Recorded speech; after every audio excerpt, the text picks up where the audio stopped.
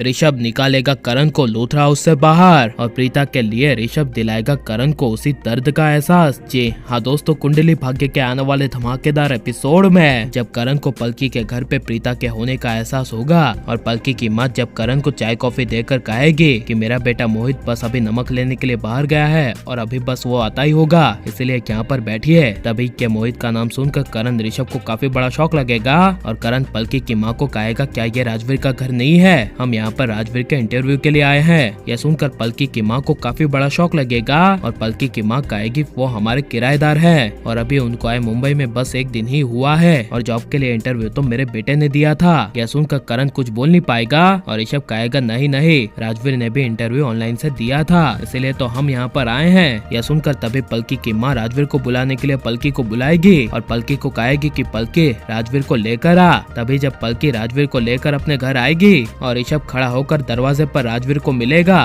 तभी पलकी की माँ ऋषभ से इंट्रोड्यूस करवाती हुई राजवीर को कहेगी राजवीर ये लोग तेरे जॉब इंटरव्यू के लिए आए हैं। यह सुनकर राजवीर को कुछ समझ नहीं आएगा और जब राजवीर की नजर अचानक से करण पर पड़ेगी और अपने पापा को यानी कि करण को अपने सामने देखेगा, तभी राजवीर के पैरों तले जमीन खिसक जाएगी और राजवीर को अपनी माँ सृष्टि की बातें याद आएगी कि उनके पापा करण ने कभी भी उसकी माँ प्रीता की कदर नहीं की, हमेशा उसकी माँ प्रीता को धुतकार के बाहर ही निकाला है। इनफैक्ट यही करण लूथरा ने उसकी माँ से शादी करके एक बार रास्ते पर छोड़ दिया था। इसीलिए जब राजवीर काफी गुस्से से करण को कहेगा कि बोलिए क्या काम है, तभी करण कहेगा ऐसे क्या बात कर रहे हो, मुझे अभी पर्सनली तुमसे बात करनी है, जरा यहाँ पर आओ। तभी करण राजवीर को अकेले में ले जाएगा और राजवीर को कहेगा कि मैं और ऋषभ यहाँ पर शौर्य के लिए आए हैं, तुमने शौर्य पर जो केस फाइल किया था उसे वापस ले लो, बदले में तुम्हें जो चाहिए होगा वो मैं दूंगा। तभी यह सुनकर राजवीर हाथ जोड़कर कहेगा कि मुझसे नहीं हो पाएगा, आपका बेटा शौर्य बिल्कुल आप पर गया हुआ लग रहा है, इसीलिए आपकी तरफ वो इतना बिगड़ा हुआ है। अगर आप अपने बेटे शौर्य पर बचपन से ध्यान देते तो आज शौर्य ऐसा नहीं होता,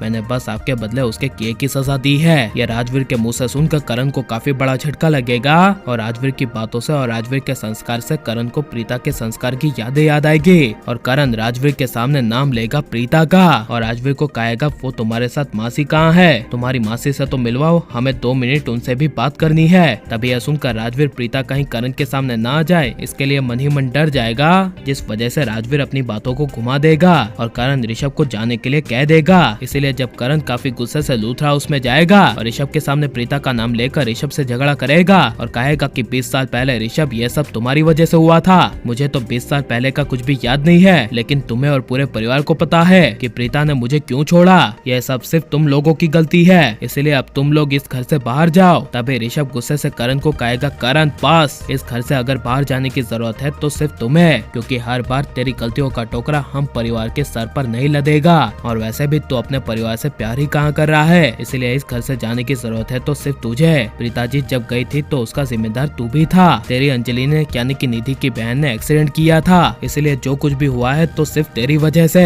यह सुनकर करण कुछ बोल नहीं पाएगा और ऋषभ को करण को उसके किए की सजा देनी चाहिए क्या नहीं, और प्रीता के दुख दर्द का एहसास ऋषभ को करण को करवाना चाहिए क्या नहीं, और राजवीर करण ऋषभ को अपने घर से भगाकर सही करेगा क्या नहीं, ये सब हमें कमेंट में जरूर बताएं और आप लाइक शेयर हमारे चैनल को सब्सक्राइब करें। मिलता है नेक्स्ट वीडियो में, टेक केयर।